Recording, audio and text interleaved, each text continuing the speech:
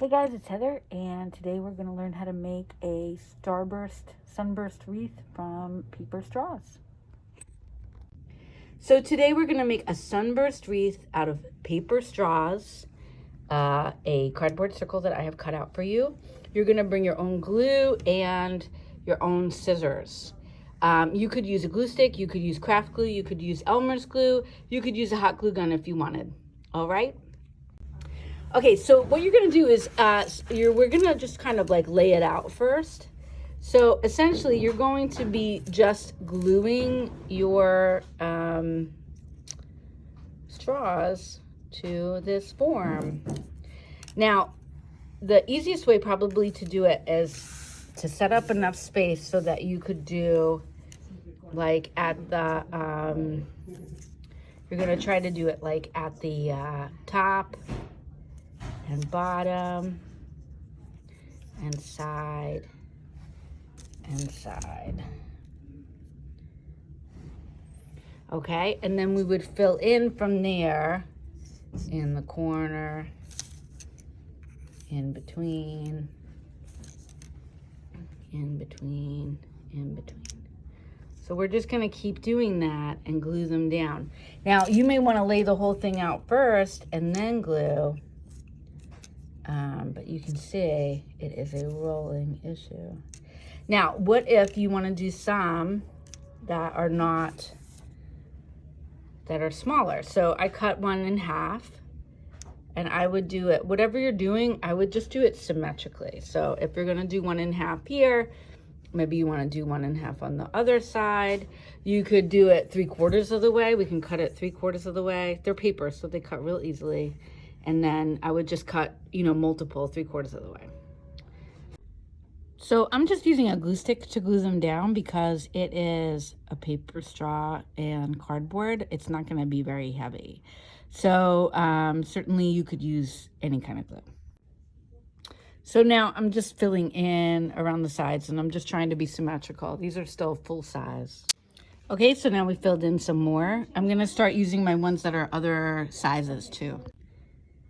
Okay, so we filled in all of the large ones, and now I'm going to start filling in some of the small ones as well, and I still have plenty of large ones left.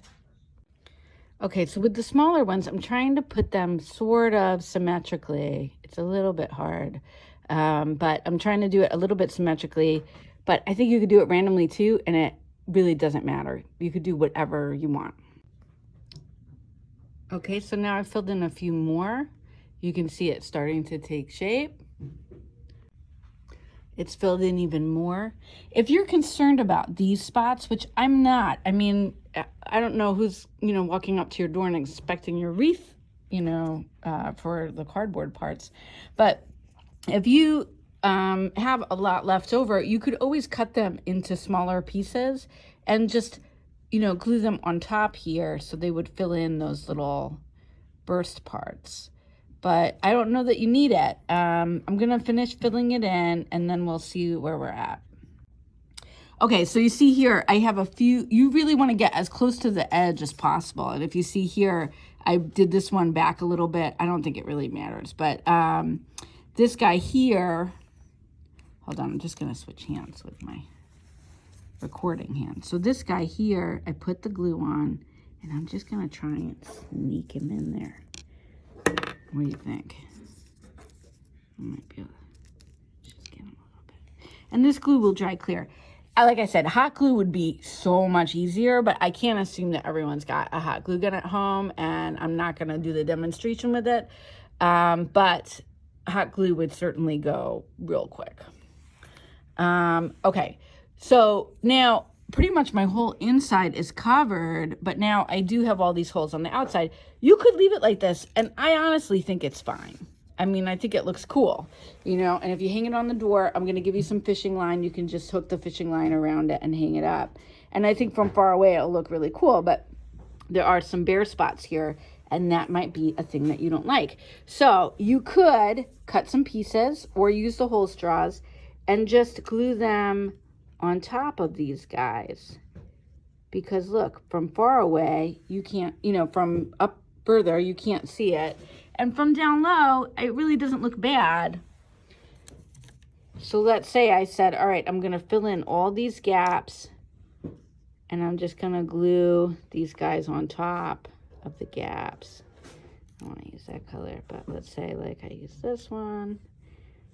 And then you could fill in some more of the gaps because you'll have plenty of straws, especially if you cut a few in half or 3/4. All right. All right. I'm honestly done here because I could just keep adding to this all day. Okay. So I'm going to let this dry and then I'll come back and I'll put a fishing line on it and we'll take a look at what it looks like.